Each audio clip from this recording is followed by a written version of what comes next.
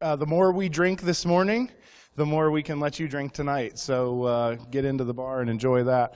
Also, the party tonight, we've got Rev Rance DJing and Whitey Cracker, so some nerdcore and lots of debauchery and some open bar stuff. So that'll be a good time. We're going to have some raffle prizes at the beginning of the party. I think that starts at 9 p.m., so don't be too late. Also, follow us at circlecitycon on Twitter so you can get the, all the swanky stuff that we talk about, all the trash we talk about during the day, and the news and announcements for changes. And also, as you haven't noticed, speakers have these cool little tickets here, so make sure you engage during the talks, and these are available for some more swag right outside the doors here at the registration desk. So without further ado, we've got Wick today. We're talking about gitdigger. So let's see what that's all about and make some word lists. Woo. All right. Am I the only one still half asleep? No. Can everybody hear me okay? Perfect. So I wasn't the first to make word lists. I'm sure most of you probably have. There's been word lists made from Wikipedia, websites, the Rock You famous word lists. I also wasn't the first to go looking through source code repositories. Malvatuna, I apologize if I'm pronouncing that wrong, they did a blog post a couple years ago about how they went through a bunch of SVNs and pulled out all the directory structures, the file names, and they were using that to brute force websites.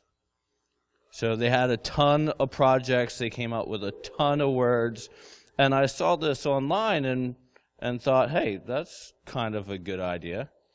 So the only problem is you need to find a friendly service, one that's not going to make you type in a CAPTCHA every 5 minutes, something that you don't have to pay to get access for. So this is how the project started for me. At 2 a.m. on an IRC channel, somebody posted the link to the Malvatuna blog post. And, I thought it was nice. A couple other people thought it was awesome. And I'm like, and Mubix was like, well, somebody should do this with Bitbucket or GitHub. And this is 2 a.m. and I'm like, I can do that in like 30 minutes and be done. It would be awesome. So that started down here we go, 30 minutes. I can do this sleep deprived. So here's my first shot of it. My first thought is looking at how do I get access to all the repositories? How do I find them? So my first thought was, well, let's just hit up all the top repositories, get the authors, and kind of funnel through all their repositories and trickle out. Not knowing that there was an API at 2 in the morning, I couldn't really find hey, here's all the repositories that we're hosting. So here we have some fun with Python, using some basic Python, very simple database. I just started going through all the top repositories and cloning everything.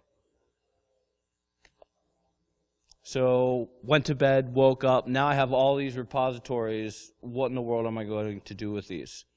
So then I had the fun challenge of, okay, I have all these repositories. I need to walk through all the directories, all the names, a lot of sort, grep, and awk to clean things up, pulling passwords out. I spent an insane amount of time. I think it's on the next slide. I think it was about 17 hours going through manual review to pull out all the usernames, all the passwords, all the email addresses that I could find. Yeah, so after 17 hours, manual kung fu, I had a nice set of word lists, and they were kind of cool. But it was taking too long. 17 hours is a long time to do anything. So I started looking at how can I speed this up and make this more productive. I started this, I now want everything. So I did some research and I found Betterwalk versus os.walk. There's some magical numbers there at the bottom. I didn't research their speed improvements to find out if it's true. They said it was faster, so I'm like, okay, let's use that instead. So my initial thoughts after this first setup was, okay, I have all the word lists. They were perfect. They were very useful. All my friends thought they were awesome. The bad news is I only had the top repositories. SQLite was insanely slow, and nobody wants to do manual labor this day and age. And my hard drive was now full. I could barely boot my computer. So let's get a little more serious with this project. First problem, figuring out my storage. So first come to mind Bitcasa. At the time I started this, it was $99 a year. They had built-in indexing, so it was easy to search through all the files, unlimited storage. But at the time, they only had a Windows client. I crashed it every 5 minutes trying to do a rsync of the files, and they encrypted everything on the fly. So it was extremely slow to transfer all this data to their service. So I'm like, okay, well, what I really need is a NAS. It's awesome, it's local, it's going to be super fast. I can write to it from one machine, I can process the files from the other, but they were insanely expensive. I've already had 3 terabytes of data, so just going out to a Best Buy and getting a 4 terabyte NAS just wasn't going to do. So here's my solution. I had a ton of USB drives. There's 10 terabytes of storage right there. So I would give each one a unique volume name. I stored that in the database, so if I ever wanted to go back and reference a file, I had to find that drive, plug it in. I actually bought 5 different USB 2.0 and 3.0 caddies and had all these drives sticking out of my main computer while I was working on this. Not the most elegant solution, but I've gotten some feedback from some friends, a local hacker group, Nova Hackers, and they donated some hard drive space to help me keep this going. So now what I have is a glorified Python wget process at this time. It goes, it looks, and then it just clones. So how can I get this better? It's like, well, GitHub has an API. Wish I knew about that when I started. So here's what they give you if you're not familiar. You can make a call. They'll return everything about the public repositories that they're hosting. So this made it a lot easier to go through, parse, multi-thread, and just start cloning like crazy. So then I ran into database problems. So I went to MySQL. A lot of people have asked me why I didn't use Postgres. Well, I don't really know Postgres. It might be faster, it might be better for this project. I just didn't know it at the time. So now let's tie everything together. So my upgrades, I've added 2 modes to my code. So now it can download and process multi-threaded at the same time. I've have scripts that will go through and add all the usernames and emails and passwords directly into a database and keep counts. And I've made the database structure a bit more complicated than what I was using before. So here we go. I start it in a downloader mode. It goes out, looks for repositories, dumps the names, downloads the repositories, rinse and repeat. And by the way, if anybody has any questions, just toss them out at me, kind of informal. So here's the process that I ended up with. It's kind of a little tricky to follow. So I have the processor that's now looking at the repositories. It is dumping them into MySQL. And that part's kind of, all the black is kind of completely automated, runs 24/7, don't have to touch it. It can auto pull out email addresses based on some regex and heuristics. The problem now is pulling out the usernames and password, because every code base uses them different. There's different ways to say, hey, this is a static key. So I have a bunch of regex that I grep through. I have to manually clean things up and then add it to my database.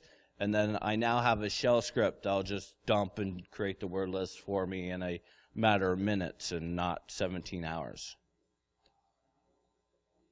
So here's the updated results. I now have all of the public repositories. If it's there, I'm downloading it. I'm generating the word list in minutes instead of hours.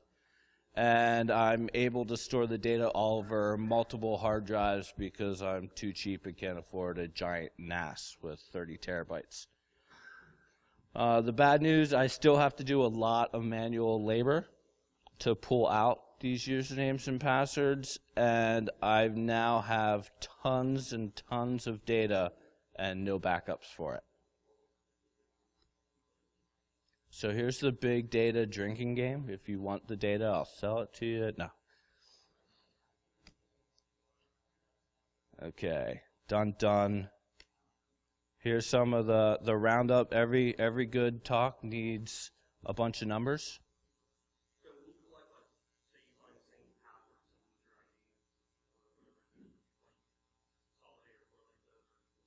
I keep a count. So every time, did everybody hear his question?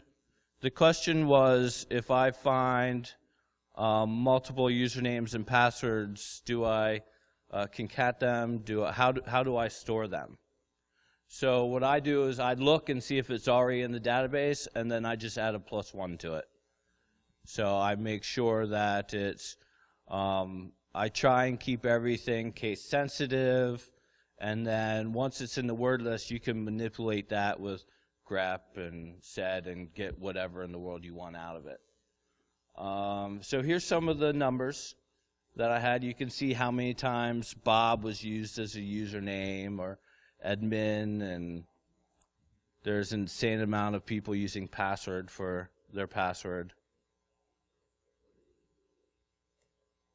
So there's some pretty bar graphs. So you can kind of see how much of each item I have in the database. Toss that in there. Every good talk needs to have a graphic of a bar graph.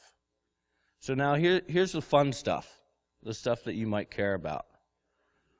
What can we do with these word lists? Well, we can do forced browsing on websites. We can generate default password lists. We can go through and brute force all the static salts to generate, say, MySQL passwords. You can look inside the exception PSP file. Anybody look inside that file when they find it?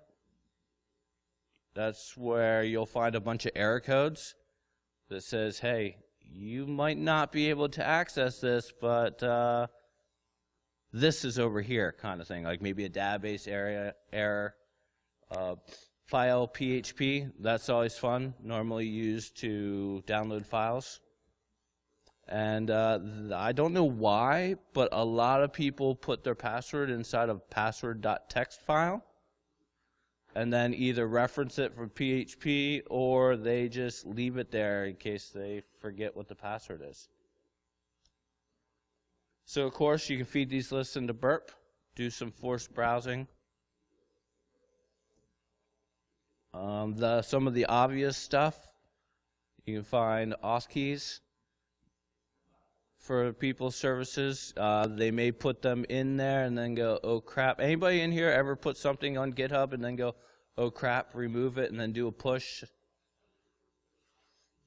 I think, oh, you're lying. I bet some of you have done it. So they'll do a push to fix it, but they won't wipe out the whole repository, so there's still a copy of that. So how real world is this stuff? So somebody found a bunch of secret keys on GitHub. Here's a gentleman that emailed 1,000 users, said, hey, your token's on GitHub, you probably shouldn't be there. I'm not going to do that because I'm extremely lazy and not that nice. So the not so obvious stuff that I'd like to do with this data, I'd like to parse through all the images and OC out the words. Maybe somebody took a picture of their Post-it note password and put it up there. Go through all the Git revision history. Looking for vulnerabilities would be a huge fun one to go through. Parsing the Git ignore and putting that into something that I can then start to force browse on websites. And verifying directories. So all kinds of stuff you can do with that. So graphing out all the email addresses. That is going to be very beneficial for social engineering attacks. Right now, I don't post the full email address list. I just put the usernames up there, just because I don't want some spammer to get the list. Let them do their own work. I like to start parsing out all the database files that I find. So now I'm just giving a bunch of people a ton of ideas. That is the general end of the talk. The word lists that I have are at that location. There's actually a git recon Python script up there that you can feed it a username, and it'll generate a mini list of this word of somebody's repo. So say you're attacking somebody who's, they work at a specific company. You can run git recon. It will go through all their repositories and generate these lists for you. So it's more targeted. So any questions?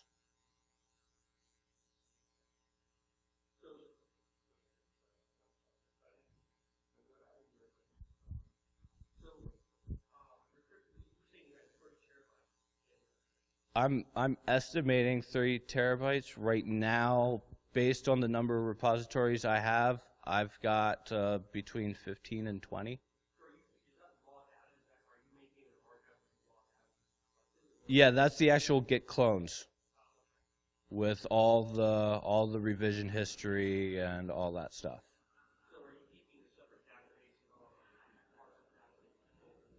Yes. I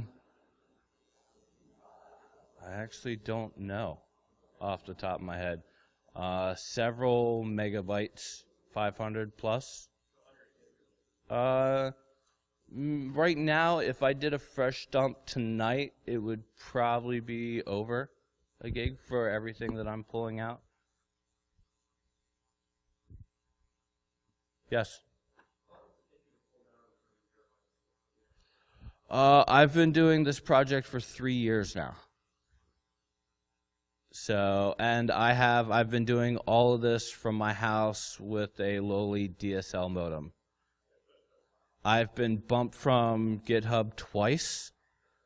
I've not had a single call from my ISP. One of the fun things that I've been doing is I've been working, everybody familiar with Bro IDS? I've been working with some of the Bro guys and generating hashes of all my files, and they've wrote some code around it. So if you're looking at your IDS and you see a PHP file fly by, it goes, okay, that's from WordPress version 2, and here's where it's stashed.